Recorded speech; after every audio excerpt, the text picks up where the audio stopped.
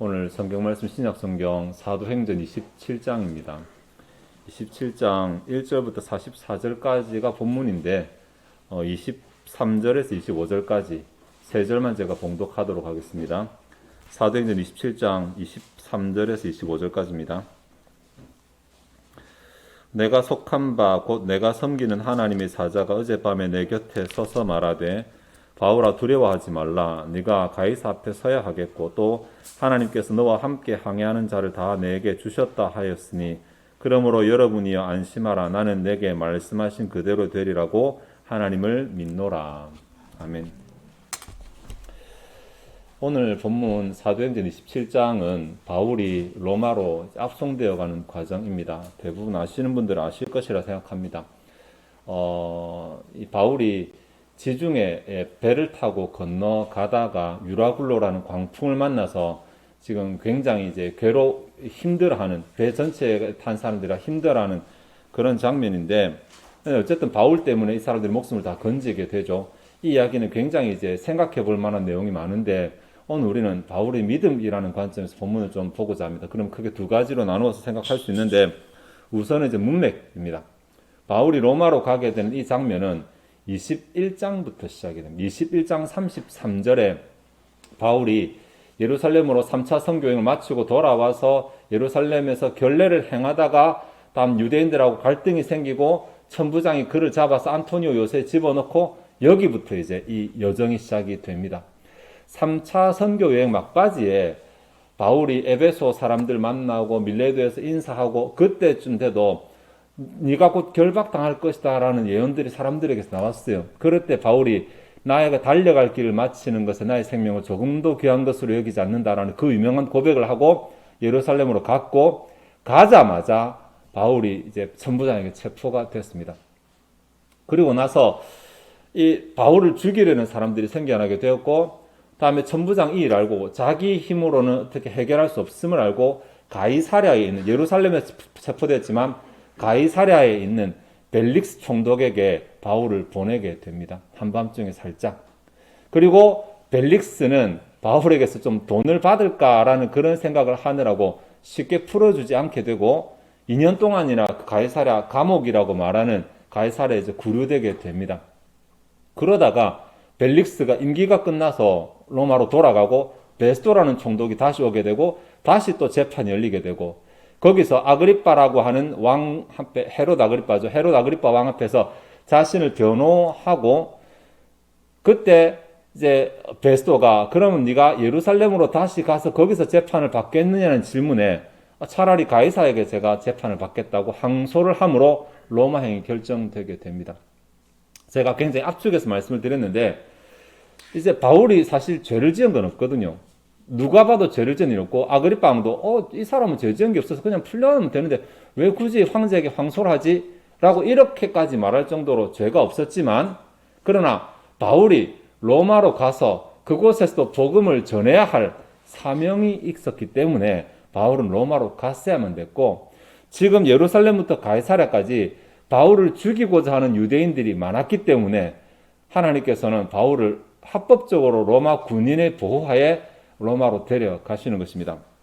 23장 11절에 보면 그날 밤에 주께서 바울 곁에 서서 이르시되 담대하라. 네가 예루살렘에서 나의 일을 증언한 것 같이 로마에서도 증언하여야 하리라 하시니라. 이게 이제 처음에 잡혔을 때 초기에 있었던 일인데, 하나님께서 바울에게 너 로마 가야 돼. 너 로마에 갈 사명이 있어. 이렇게 말씀하시니까 바울은 당연히 뭐 그렇다라고 생각을 하고 지금 모든 과정에서 순순히 지금 따라가고 있는 것이고 하나님의 말씀대로 일들이 되어지는 것입니다. 우리 눈에 보기에는 억울하게 체포되었고 다음에 맞을 뻔하고 또 2년 동안 감옥에 갇히고 이런 일들이 반복되니까, 반복에 더해지니까 이게 지금 하나님의 일이 맞아? 라고 생각할 수도 있잖아요. 근데 바울은 그런 상황 가운데서 되어지는 일이 아니라 하나님의 약속을 붙잡았어요. 하나님이 이렇게 말씀하셨으니까 그렇게 되겠지 라고 생각하시는 것입니다. 그리고 나서 이제 27장이 되면 드디어 바울이 배를 타고 떠나게 됩니다. 처음에는 이제 해안을 따라서 가이사랴에서 배를 타고 올라가서 지금 터키 남부에 해당되는 지역으로 무라라는 도시까지 가고 거기서 배를 타고 다시 넘어가게 되는데, 이게 지중해라고 하는 것이 우리 흔히 지중해성 기후 말하잖아요. 지중해성 기후. 여름철에는 이제 사막 동풍이 불어오고 겨울철에는 지중해 서풍이 불어와서 이게 바람이 딱 바뀌는 시점이 되면 가을이겠죠. 바람이 딱 바뀌는 시점이 되면 동풍이 불다 서풍이 불다를 하루 안에도 반복을 하게 됩니다. 그러다 보니까 광풍, 이 유라굴로라고 부르지만 폭풍이 바다에 자주 일어나게 됩니다. 위험한 시기라서 바울은 지금 금식하는 시기, 즉 7월이 지났으니까, 우리로 말하면 9월이 지났으니까 지금 항해하는 것은 옳지 않다라 말했지만 그냥 백부장이 그대로 밀어붙였죠. 그래서 배를 타고 가게 되고 실제로 광풍을 만나게 됩니다. 자, 여기까지 다시 한번 좀. 앞에는 하나님께서 그래, 내가 좀 로마로 가야 되겠다. 그래서 하나님께서 그냥 죄인의 신분, 겉으로나마 죄인의 신분으로 로마까지 가는 것 괜찮은데 인정하겠는데 이 광풍은 좀 별개의 문제인 것 같아요. 아니, 하나님께서 그럼 좀 순풍을 일게 하셔가지고 빨리 로마로 가게 하시든지 왜 여기서 또다시 광풍을 또 만나게 하시냐고. 바울의 신앙을 테스트하는 것도 아니고 지금까지도 힘들었는데 지금까지 힘든 것은 자유롭지 못한 힘듦이었는데 이제는 목숨이 경각에 달려있어요. 여기서 그냥 그대로 배가 뒤집어지면 다 죽을 수밖에 없는 목숨이 경각에 달린 상황까지 일이 점점 더 악화되는 것 같아 보이는 것입니다. 바울은 여전히 하나님 말씀, 나 로마로 가서 복음을 전해야 되겠다라는 그 말씀하셨으니까 그 말씀대로 가고 있는데, 자, 이러한 일에서 우리가 알 수 있는 것은 하나님의 일이라는 게 반드시 꽃길은 아니라는 것입니다. 분명히 하나님께서 너 내일 좀 해야 되겠다라고 명하시고 거기에 순종한다 하더라도 그 과정은 뭐 자유가 제한될 수도 있고 오늘 본문 같은 극단적인 경우는 목숨이 위태로운 상황도 될 수도 있다라는 것입니다. 우리 하나님이라니까 뭐 반드시 바로 좋은 것을 주시고 금가루를 뿌려주시고 꽃길을 깔아주시고 이렇게 생각할 수 있지만 그것은 아닙니다. 자, 어쨌든 이제 본문 가운데서 광풍이 불고 있습니다. 도대체 왜 광풍이 불었을까를 가지고 학자들이 세 가지 정도로 추측을 하거든요. 하나는 그냥 일반적인 자연현상이다. 뭐 광풍의 의미를 두지 마라. 왜냐면 가을이 되면 을에 부는 광풍이니까 그냥 어쩌다 보니 광풍에 걸린 것이다 라고 해석하는 사람이 있고, 아니다, 바울이 로마로 가는 것을 막기 위해서 사단이 역사한 것이다. 유대인도 유대인이 아니라 유대인을 움직이는 사단의 역사였고 지금 배를 지금 로마로 가지 못하게 해서 복음이 로마로 도착해서 로마에서 복음이 전 세계로 퍼져나가는 그 계획을 막고자 합니다 라고 해석하는 사람들도 있습니다. 잘 알지 못하지만. 근데 또 다른 하나의 해석은 하나님의 주권이다 라고 해석하는 것입니다.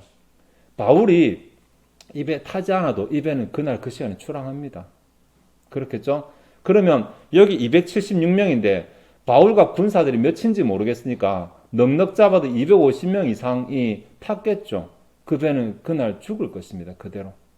그런데 하나님께서 바울을 그곳에 보내셔서 그 목숨들도 살려주시고 하나님께서 세상을 지배하시는 분이시라는 것을 보여주고자 하신 것입니다. 다니엘의 세 친구가 사자굴에 들어갔잖아요. 사자굴에 들어갈 때까지, 다니엘 사자굴에 제 친구가 풀무불에 들어갔는데 사자굴에 들어가고 풀무불에 들어가는 그 순간까지는 대적자든 아니면 위하는 사람이든 쟤네들은 끝났다 이렇게 생각하지 않았을까요? 쟤네들 끝났다. 무슨 답이 있겠냐? 이제 사자굴이고 풀무불인데. 하지만 시간이 조금만 지나니까 하나님께서 그 상황을 반전시키시니까 아니네, 놀랍다 라고 나올 것입니다. 사자굴에 들어가지 않고 그냥 살아도 뭐 좋지만은 하나님께서 이렇게 하나님의 영광을 드러내시기 위해서 오직 하나님이 개입하시지 않고는 안 되는 상황으로 인도하실 때가 있다는 것입니다. 하나님이 아니면 답이 없다. 이거 하나님 아니면 설명 안 된다. 이런 상황에서 하나님을 도와주셨을 때 하나님의 영광이 나타나기 때문이다 라고 보는 것입니다. 어떤 것이 맞는지는 성경에 안 나오니까 알 수 없지만 세 가지 다 한다 하더라도 어쨌든 역사를 주관하시는 하나님을 드러내는 것은 맞습니다. 자, 어쨌든 276명이 배를 타고 가다가 지금 광풍을 만났습니다. 얼마나 되었는가? 20절 한번 보시면 19절부터 봐야 될까요? 사흘째 되는 날에 라고 말하는데 사흘, 일단 3일 동안은 광풍 가운데 있었어요. 20절에 여러 날 동안이라고 말해서 더 날이 많은 것 같고 27절에 보시면 열나흘째 되는 날 밤에라고 말합니다. 14일 동안 최소 광풍 안에 있었어요. 이거 미칠 노릇이죠.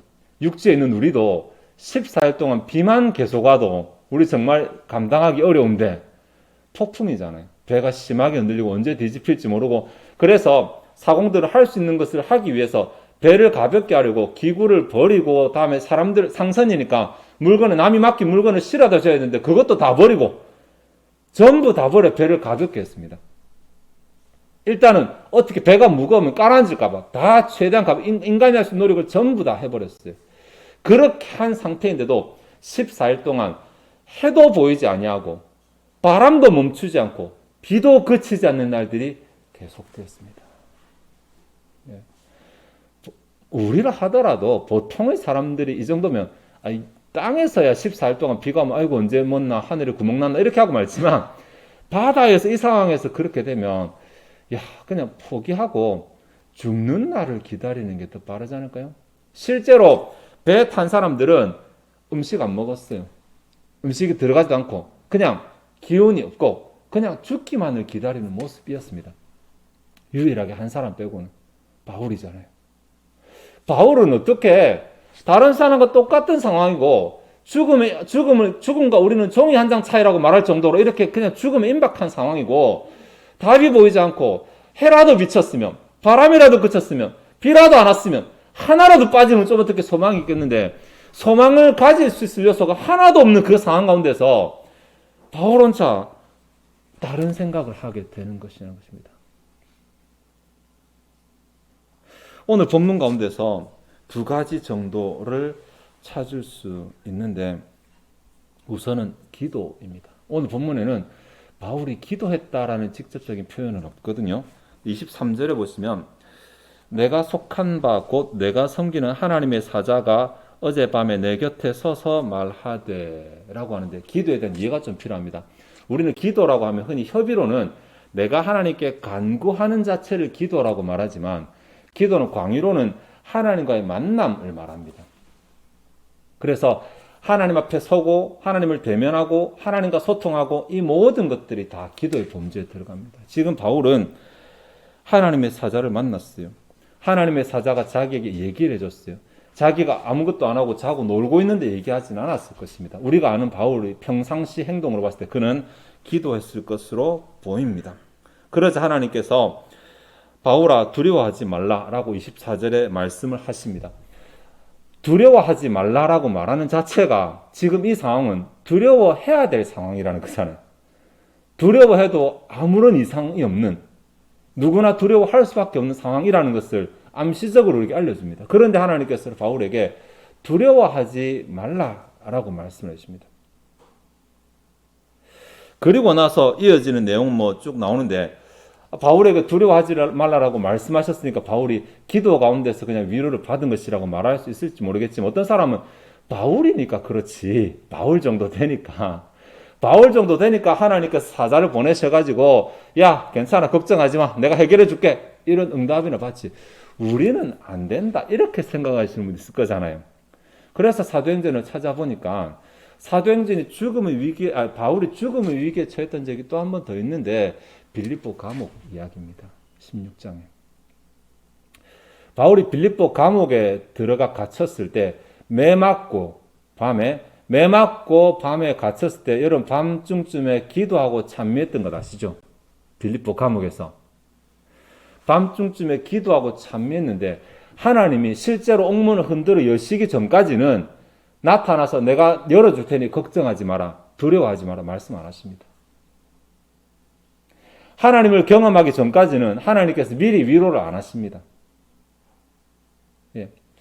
오늘 본문에서 하나님께서 두려워하지 마라 라고 말씀하시고 폭풍이 있는 가운데 소망을 주시고 폭풍을 계속 이어가시는데, 16장의 상황에서는 하나님께서 실제로 옥문을 흔들어 역사하시기 전까지는, 그 일이 일어나기 전까지는 바울은 그냥 매맞고 아픈 몸으로 기도를 계속하고 있는 중이었어요. 하나님 약속 없이. 그래도 멈추지 않으니까 하나님 약속을 경험하게 된 것이거든요. 바울만 그런가 해서 살펴보았더니 우리가 잘 아는 변화산 사건 말고 예수님이 잡히시기 전날 밤에 예수님의 모습에서도 우리가 좀 그런 힌트를 찾을 수 있겠더라고요.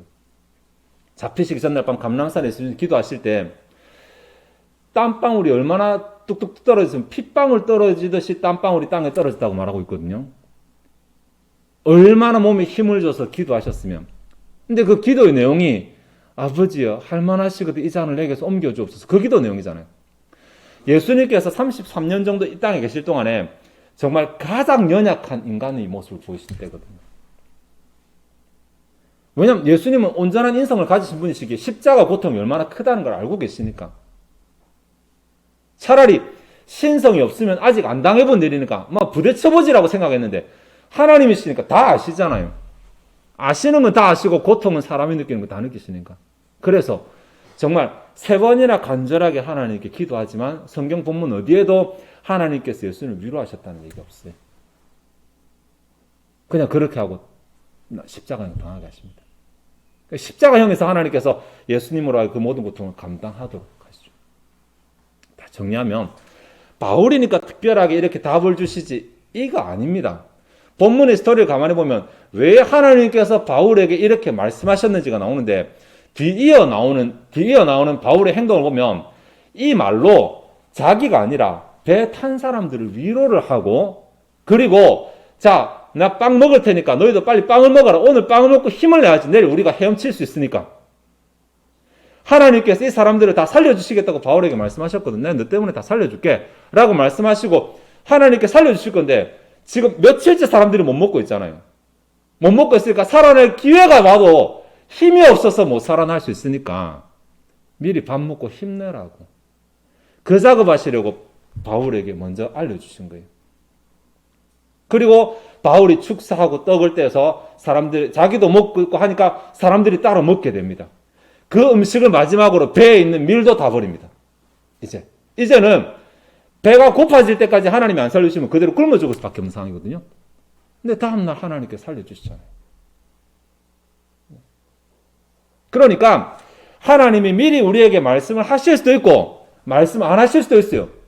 계속 기도해도 하나님 아무런 행동도 안 하실 수도 그렇게 보일 수도 있어요. 하지만 하나님이 말씀을 안 하시는 것이지 일을 안 하시는 건 아니에요.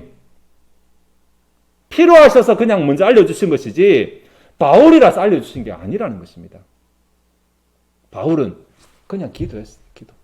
바울은 그냥 기도하고 그냥 하나님께 도움 요청하고 하나님이 응답을 주시든 안 주시든 그냥 기도했어요. 이게 중요한 것 같습니다. 문제가 생기면 기도가 답이라는 거 모르는 사람 어디 있습니까? 기도가 답이라는 거 몰라서가 아니라 실제로 기도를 안 해서 우리가 경험하지 못하는 거잖아요. 기도하다가 포기하고 하다가 말고 끝까지 하나님께서 역사하실 때까지 하나님께서 옥문을 열어주시고 하나님께서 어떻게 해주실 때까지 기다리지 못하잖아요. 계속 기도하지 못하잖아요. 우리의 조급함이. 그것이 문제인 것입니다.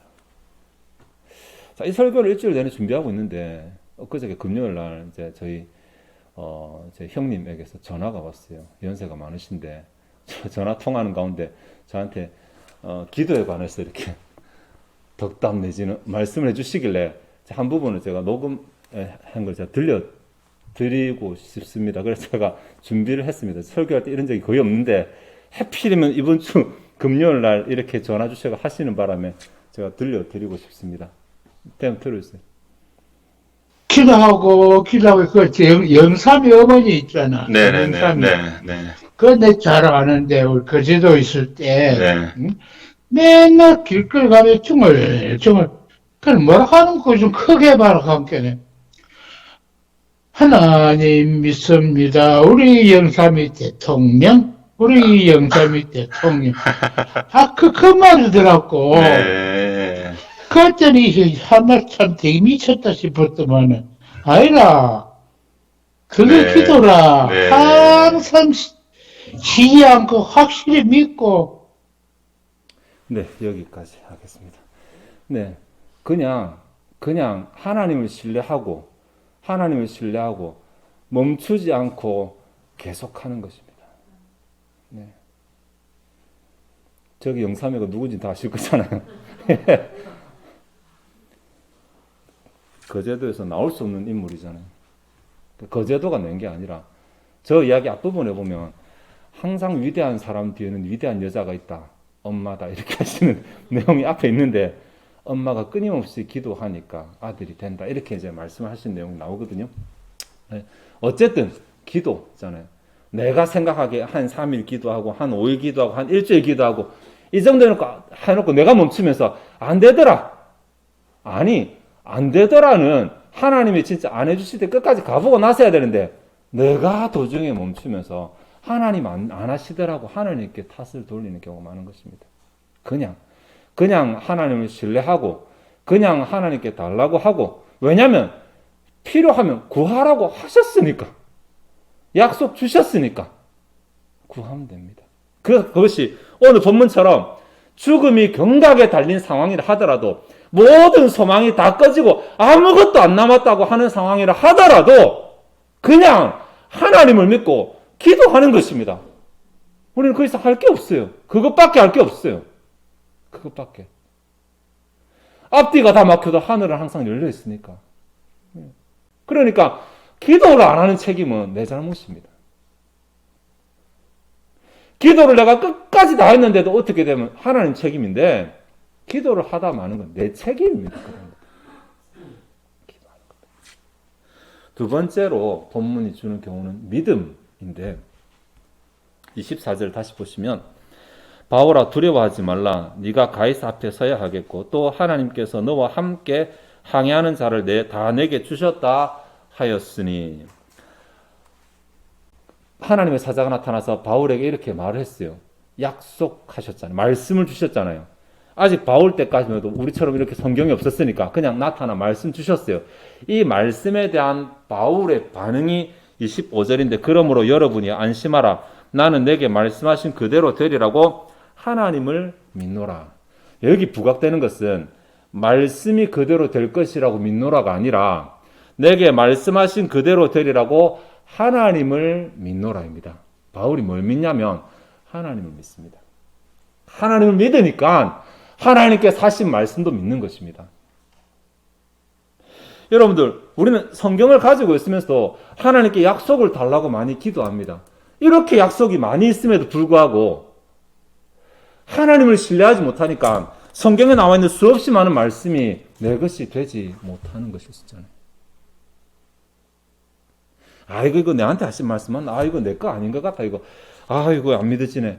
하나님은 이거 인류 전체 한 권 던져주신 것이 아니라 우리 각자에게 성경을 주셨어요. 각자에게 말씀, 각자에게 약속 주셨어요. 이거 붙잡고 기도하면 된다고 주셨어요. 어느 구절, 어느 귀퉁이에 있는 구절에도 붙잡고 기도하면 된다고 우리에게 주신 것이거든요. 예외 없어요. 그러니 이 약속 붙잡고 나는 내게 약속 주신 그대로 되리라고 하나님을 믿노라. 바울이 위대하죠. 사람이 위대한 게 아니라 믿음이 위대한 것입니다. 누가 지금 그 상황에서 나는 하나님이 건져주실 것이라고 지금 답 없는 상황에서 나는 하나님이 도와주실 것이라고 아무것도 보이지 않는 상황에서 나는 하나님이 길 열어주실 것이라고 하나님을 믿노라 말하면 옆에 사람도 웃기고 있네. 그렇게 말하는 나조차도 내 안에서 의심이 생길 만한데 바울은 그렇게 하지 않잖아요. 나 하나님 믿는다. 나는 하나님 믿고 여기까지 왔고 하나님께서 나를 인도하실 것을 믿는다. 나는 여기에 조금도 의심이 없다.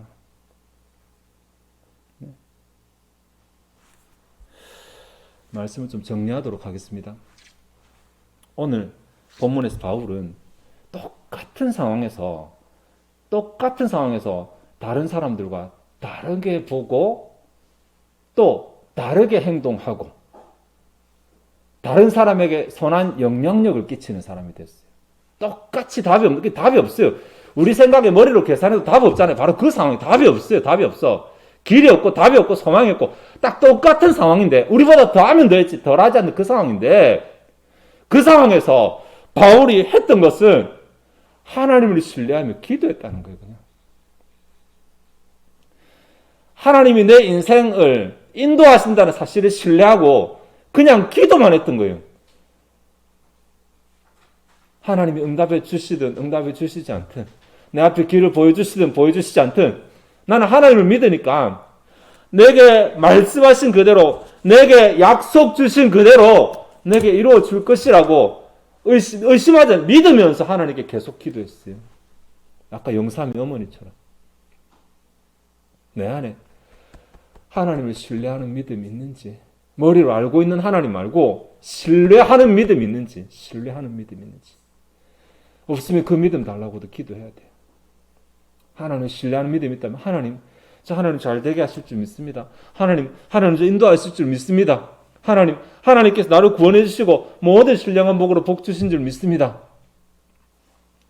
하나님 도와주옵소서. 바울이 천사를 만나기 전까지는 도와달라고 기도하지 않았겠어요? 네? 바울의 별반 다르지 않을 것입니다. 하나님 도와주세요. 하나님 살려주세요. 이렇게 하나님을 신뢰하며 기도하는 자세가 위기를 반전시킬 수 있는 신자들만이 가진 힘이라는 사실, 비결이라는 사실을 아시고 답이 보이지 않으니 기도해봤자 무슨 소용이냐? 천만에요. 기도는 하지 못할 순간이 없어요. 기도는 더 이상 안 해도 되는 순간이 없어요. 기도는. 네. 혹 우리의 상황이 사자굴에 들어가고 풀무불에 들어가고 유라굴로라는 폭풍 가운데 있다 하더라도 하나님을 신뢰하고 기도를 멈추지 않음으로 하나님이 상황을 반전시키시는 그 은혜와 능력을 경험하는 저와 여러분 되시기를 바랍니다. 기도하시겠습니다. 하나님이시여, 오늘 바울이 문제를 보지 않고 문제 배후에 계신 하나님을 신뢰하고 하나님께 기도하기를 멈추지 않는 가운데 하나님의 뜻도 알게 되고 또 바울을 통해 하나님의 능력을 나타낸 일을 생각해 보았습니다.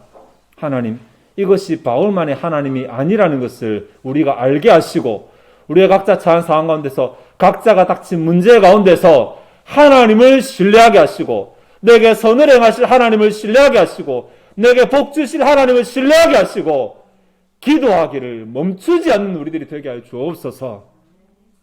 하나님이 주실 때까지, 하나님께서 반전시키실 때까지 우리 머리로는 이해 안 되고 계산 안 되지만 하나님께서 행하시면 모든 것이 해결될 것이라는 믿음을 잃지 않으며 주님께 구하는 가운데 그 하나님을 경험하는 우리들이 다 되게 도와주시옵소서. 이 시간 앞에 준비된 예물을 바치고자 합니다. 우리의 마음이 즐거이 하나님을 헌신하게 하옵소서. 감사드리며 예수 그리스도의 이름으로 기도하옵나이다. 아멘.